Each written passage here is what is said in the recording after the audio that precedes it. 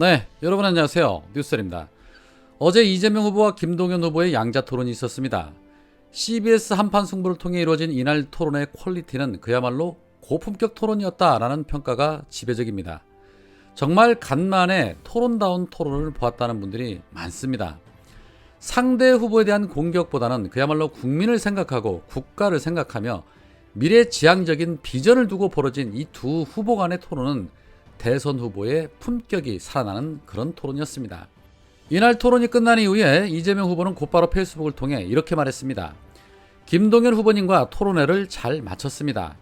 이번 대선 첫 후보자 간 토론이었는데 경제 분야를 비롯해서 국정 전반에 대한 비전을 보여드릴 수 있는 수준 높은 토론이 되도록 최선을 다했습니다. 함께 해주신 김동연 후보님께 감사의 말씀 드립니다. TV방송 중계가 되지 못해 아쉽지만 유튜브만으로도 수십만 명이 넘는 국민들께서 토론을 지켜보셨다고 합니다. 토론에 대한 국민의 관심이 얼마나 큰지 실감합니다. 저는 앞으로도 사자든 1대1이든 형식에 얽매이지 않고 토론에 적극 임할 것입니다. 국민의 알 권리 보장과 정책 선거를 만드는데 토론이 가장 유력한 도구이기 때문입니다. 다시 한번 김동연 후보님께 감사의 말씀 드리며 앞으로 국민께 정책을 말씀드릴 기회가 더 많이 더 자주 있기를 희망합니다 라는 글을 올렸습니다. 그런데 형식에 얽매이지 않고 토론에 적극 임하겠다는 이재명 후보의 이 같은 발언에 대해서 국민의힘 당대표인 이준석이 직접 찾아와 이러한 댓글을 달았습니다. 형식에 얽매이지는 않는데 대장동 관련 자료를 들고 나오는 형식은 곤란한 것입니까? 라고 물으며 비아냥거렸습니다. 이재명 후보가 글을 올린 지 3분 만에 이준석이 이러한 댓글을 올린 겁니다. 국민의힘 당대표면 당대표답게 공식적으로 입장을 표명하는 것이 아니라 평소에 하던 그 실력 그대로 와서 댓글이나 싸지르면서 비아냥거리는 모습에 참 웃음이 절로 나옵니다. 그러면 토론하자니까 정책은 다 팽개치고 대장동 관련 자료만 어디서 구해와서 그것만 파헤치자는 것이 이게 토론입니까? 아니면 취조입니까? 이준석 군, 반대로 토론 시간 내내 부산저축은행 사건부터 시작을 해서 고발 사주, 옵티머스, 김건희 주가 조작 사건, 장모비리 문제 등등등 해서 본부장 비리 의혹만으로도 토론하자면 그게 토론이 되겠습니까? 국민의힘 같으면 그것 가지고만 토론하자면 할 수 있겠습니까? 당 대표면 대표답게 무게감이 있어야 하는데 어찌 하는 짓이 수염 안 나는 이방 마냥 여기저기 촐랑거리고 다니는지 정말이지 안타깝습니다. 그리고 대장동 하면 빼놓을 수 없는 것이 바로 화천대유 대주주 김만배입니다. 김만배의 녹취록을 들어보니 국민의힘에서 그토록 주장하던 대장동 그분이 대체 누구인지 더욱더 궁금해지는데 그것을 놓고 양자토론 한번 해보는 것도 괜찮을 듯 싶어 보이기도 합니다. 그리고 정말 궁금한 건 대장동만 가지고도 토론하자 해서 오케이 했는데 자료 없으면 못한다고 한 것이 국민의힘입니다. 검사 생활 26년 한 사람이 하루 이틀만 준비를 해도 머릿속에 충분하게 정리할 수 있을 텐데 세상에 자료가 없어서 토론을 못한다는 게 이게 말이나 됩니까? 저는 이 부분이 심히 의심이 되는데 윤석열이 프롬포터나 연설문이 없으면 아무것도 못하고 있습니다. 이 무슨 말이냐? 머릿속에 입력이 안 된다는 말입니다. 이 말인즉슨 혹시 잦은 알코올 섭취로 인해서 기억력 감퇴가 너무 심해서 그러는 것은 아닌지 합리적인 의구심이 생긴다는 겁니다. 그렇지 않고서야 어떻게 몇 글자의 입장문이나 사과문마저도 보고 읽지 않으면 못하냐는 것입니다. 여튼 대선이 한 달이 남은 상황에 국힘당과 기득권 연합은 무슨 수를 써서라도 이재명 후보에게 스크래치를 내기 위해 총력전에 돌입한 모양새입니다. 예상했던 바입니다. 연일 SBS나 TV조선, 채널A 등에서 김혜경 여사의 과잉 의전을 대대적으로 보도하고 난리가 아니죠.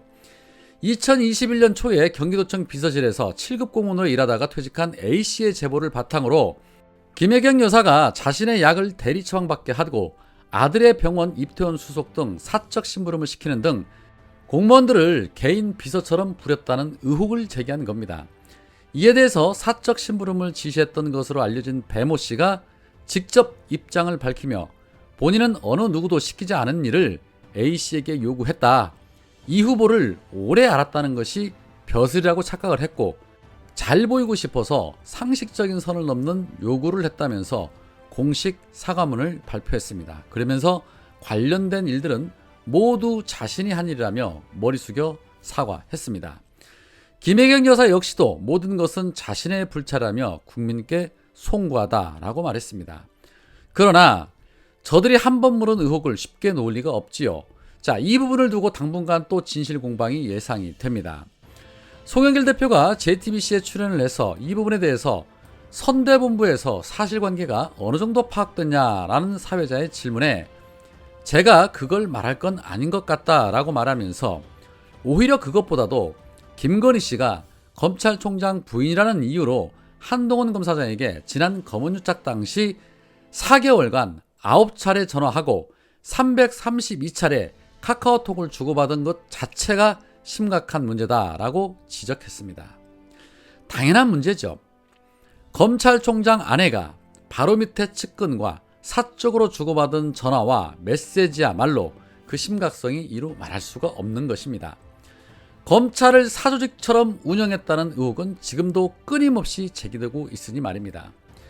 기자를 매수하고 우리가 언론 플레이하면 다 뒤집을 수 있다고 말하는 것이야말로 사적 심부름과는 비교 자체를 논할 수 없는 매우 심각한 행위인데도 이 부분에 대해서는 언론에서는 절대 취재하거나 보도하지 않는다는 겁니다.